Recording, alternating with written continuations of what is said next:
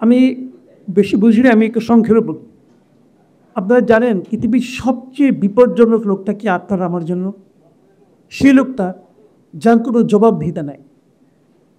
যে লোকটা জানে আমার কাজের জন্য আমার কারো কাছে জবাবদিহি করতে হবে না, তার চেয়ে বিপজ্জনক লোক আর নাই।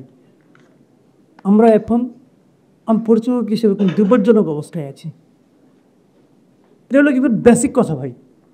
দেখেন একটা জিনিস, এই যে অনেকে নানা রকম ডাটা দিয়ে প্রমাণ করলে আমি রাস্তা বানিয়েছি, আমি ব্রিজ বানিয়েছি, এখানে এখন লোকজন হেলিকপ্টার ছাড়াবে, রাস্তারও দরকার নেই, ব্রিজের দরকার নেই, তারা সব করবে। কেন করবে? আমাদের এখানে যে সমস্ত লোকগুলো, যে অপারেটরগুলো আছে আমাদের দেশে সবাই জানি আমরা, এর মধ্যে সবচেয়ে বড় অপারেটর কোনটা? গ্রামীণ।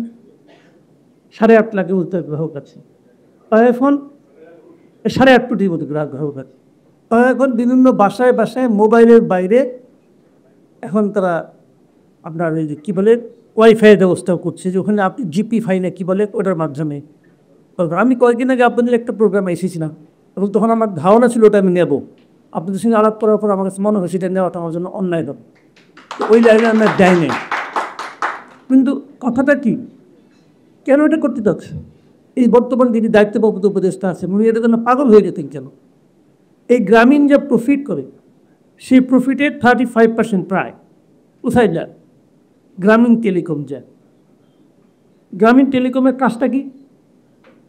একদম সিম্পল, কিন্তু ক্রাইম সিম্পল। গ্রামীণ টেলিকমের কাজটা কি?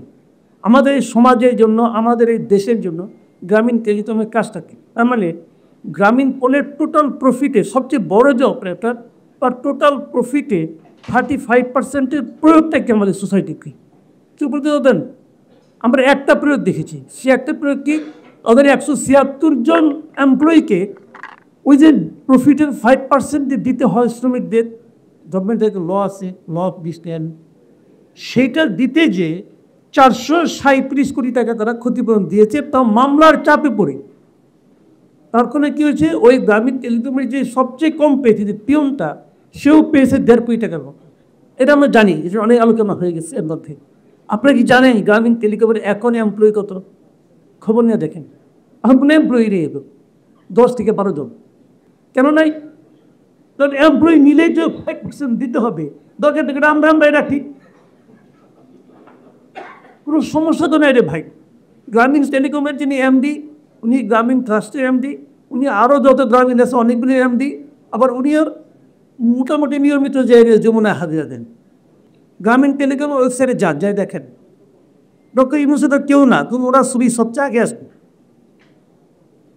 খুলে দেখেন গ্রামীণের যত আছে, খুলেন খেলে ওপেন করেন, দেখবেন প্রথম আসবে ডক্টর ইউনূস আছে। উনি তো কেউ নয় ধরে, উনি তো গ্রামীণের লোক, উনি তো বাংলাদেশের লোক। আমি অন্য অন্য জায়গায় যে আপনাদের প্রতিষ্ঠানে যে ওনার ছবি দেখি না তখন, কারণ উনি আপনাদেরকে ওন করেন, ওইটাকেই ওন করেন। অতএব উনি যাকে উপদেষ্টা নিয়োগ করেছেন, তার তো মোটামুটি তার একটা লক্ষ্য থাকতে অ্যাসাইনমেন্টে দেওয়া হয়েছে, যে এমন কিছু করে যাও যাতে নাকি আমার এই প্রতিষ্ঠানগুলি লাভবান হয়। গ্রামীণ ফোন লাভবান হওয়া মানে গ্রামীণ টেলিকম লাভবান হওয়া, ওইটা নিয়ে ওই তার দিদিতে সোশ্যাল বিজনেস মুক্ত লাগান করতে হবে। আমার জানার মধ্যে বাংলাদেশে প্রায় 32 সোশ্যাল বিজনেস প্রতিষ্ঠান আছে ওনার, এবং আল্লাহর রহমতে সব দিলে ফেল করছে। একটা সোশ্যাল বিজনেস বলতে পারবেন না, একটা দাননটা কিছুটা লাভজনক একসময় ছিল, এখন আর পড়ে না, এখন ওটাও তো হয় না। বগুড়ার প্ল্যানটা একবার দেখতে নিয়ে গেছিলো, দেখছিলাম, ওটা তো কিনে উঠলাম যাই না এখন। তো আমি কথাটা বললাম কেন? বললাম ওই কারণ আপনি যখন বড় দায়িত্ব পেয়ে কেবল নিজের কথা ভাবেন, তার মানে আপনি দেখতে বড়, মেন্টালি আপনি এখন ছোটো মানুষটি। আমরা সেই জায়গায় পড়ে আছি। আমরা তেমন একদম কিছু দায়িত্ব দিয়েছি, আমি জানি না এখানে কী হবে। আমার এখানে বিএনপির নেতৃবৃন্দ বসে আছেন, ওনারা হয়তো আমার ওপর নাকশ হচ্ছেন, তো ওনাদের তো এখন লক্ষ্য লোকে যেমনি করে হোক এই লোকের পিঠে হাত টাত বলে ইলেকশন পর্যন্ত নিয়ে যান, ইলেকশন আগ পর্যন্ত এরা মন খারাপ করুন না। ওনারা কিন্তু এই লক্ষ্য ওনাদের একমাত্র, যে মন খারাপ করলে কী রাখবে, যে ছোটো বাচ্চাদের রাখবে, যেটা আপনার গাল দেন না, এটা গাল দিলে ছোটো বাচ্চা হাতে, ও এখন তুই করবে এই টেনশনটা মাথা খারাপ, ফালাই যায় কিনা, ভাঙে কিনা, ভাই তুই কিছু করিস কোনো মতো গেলে গ্লাস আমার হাতে বদল দিয়ে। এখন ওনাদের কিন্তু এই সমস্যা এখন আপনি, মানে আমি যে বলতেছি শোনাও না জন্য কিন্তু বিপজ্জনক, এটাও বুঝতে পারতেছি। কিন্তু আমরা পড়ে গেছি চেঙ্গির মতো।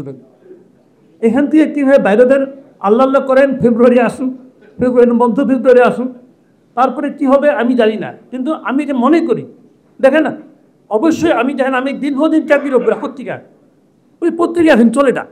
আমার যে বিল্ডিংয়ে আমি থাকি সেই বিল্ডিংয়ে 26টা ফ্ল্যাট আছে। আগে এখানে 28-29টা পত্রিকা চলতো, করোনার পরে কমতে কমতে এখন চলে 3টা। 3টার মধ্যে একটা আমি রাখি অভ্যাসবশত করি না, রাখি অভ্যাসবশত, তো চাকরি করছি। আর একে রাখে আমার নিশ্চিত লাগছে কী রাখে যে ওখানে যে গার্ড আছে তারা, ওনারা পরে একটা আরেকটা আরেক ভদ্র রাখি ডেলি টিকা দেখেন যাইনি রাখ, এইগুলো 3টা পত্রিকা চলে। মানে পত্রিকা চলে না, কেন চলে না?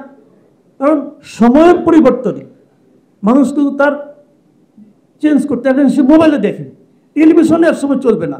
আপনি বলেন তো, আপনি দেখে যারা আছে গত 10টা ফোন আপনি যারা করছেন, এটা কি হোয়াটসঅ্যাপে করছেন নাকি মোবাইলে করছেন? হোয়াটসঅ্যাপে করছেন। 10টা মানে 8টা ফোন হোয়াটসঅ্যাপে করছেন আপনি। ধীরে ধীরে এটাই হবে। এখন ওনারা ভাবতেছে আমার ভাই এত ইনভেস্টমেন্ট, এখন এটাও আমাদেরকে আমি যদি ইন্টারনেটে যাইতে না পারি তাহলে তো হবে না। আর ওনারা যাবেন, ওনারা তো ইনভেস্ট করছেন, ইনভেস্টমেন্ট তুলবেন। তো যারা আগে এই রাস্তাটা তৈরি করার জন্য ইনভেস্ট করছে তাদের কী হবে? রাষ্ট্রের দায়িত্বটা কি? রাষ্ট্রের দায়িত্ব হলো আমাদের লোকাল যারা ইনভেস্টমেন্ট যারা করেছে, লোকাল যারা এখানে বিনিয়োগ করেছে তাদের বিনিয়োগকে নিশ্চিত করা এবং তাদের বিনিয়োগকে আধুনিকায়ন করা। রাষ্ট্রের দায়িত্ব কিন্তু এটাকে সরাই দিয়ে আরেকটাকে নিয়ে আসা না। আনফর্চুনেটলি আমাদের এই রাষ্ট্র যারা চালাতে পারে কিছু বলতে চাই না, যারা আগামীতে চালাবে তাদেরকে বলতে চাই যে যদি এই লোকাল ইনভেস্টমেন্ট যারা করছে তারা যদি না বাঁচে, ভাই আপনারা বাঁচবেন না। ওনারা তো প্রফিট নিয়ে চলে যাবো। এই নিয়ে পরে খেয়াল থাকবেন। যেগুলো আপনি নিজের মধ্যে বললাম, ভালো থাকবেন। আল্লাহ হাফেজ।